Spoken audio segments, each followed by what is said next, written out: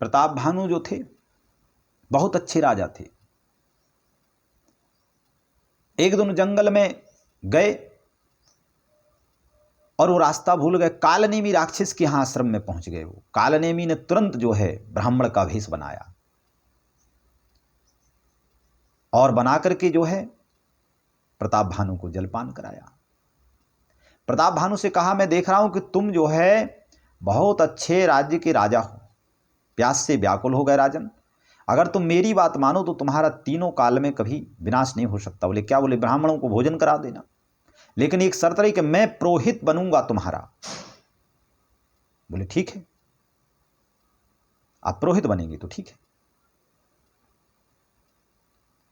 और माया में उसने रसोई बनाई, कालनेमी पुरोहित बन करके आ गया और उसने क्या किया कि ऐसी माया में रसोई बनाई कि मांस की रसोई बनाई, लेकिन लगता था कि उसमें रोटी सब्जी है, लेकिन उसमें तो मांस बना हुआ था, लेकिन दिखाई पड़ता था रोटी सब्जी, लेकिन माया में जो रसोई बनाई वो मांस की रसोई बनाई।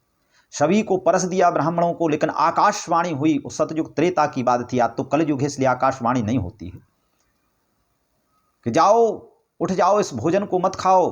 जो पुरोहित है राजा प्रताप भानु का, वो सबको मांस खिलाने वाला है, मांस बना है, ये दिख रहा है आपको रोटी सब्जी, लेकिन ये मायामय रसोई है, ये तो मांस से बनी हुई है। राजा जब रसोई में देखा तो वहां पुरोहित जी नहीं थे, पुरोहित बाबा पहले उड़ गए थे वहां से। तो ऐसे पुरोहितों से बच करके आप रहिए, ये सब कालनेमी है, ये खुद तो भ्रष्ट हैं लेकिन आपको भी भ्रष्ट कर देंगे।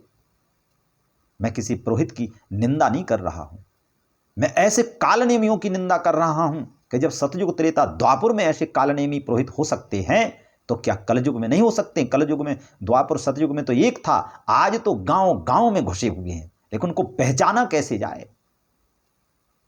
तो स्वामी जी ने पहचानने की भी पद्धति बता दी कि माँ नहीं मातु पिता नहीं देवा, और साधोषण करवा वही सेवा, और जिनके यह आचरण भवानी, और तेजा नहीं निश्चर सब प्राणी।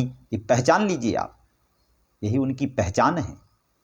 और पहचाने नहीं जा सकते क्योंकि पहले के जो थे उनकी बड़ी बड़ी जटाएं हुआ करती थीं, बड़े बड़े हाथ हुआ करते थे, इसलिए इनको पहचानना बहुत जरूरी है। समाज से पहचानो, ऐसे कालनियों का बहिष्कार होना चाहिए।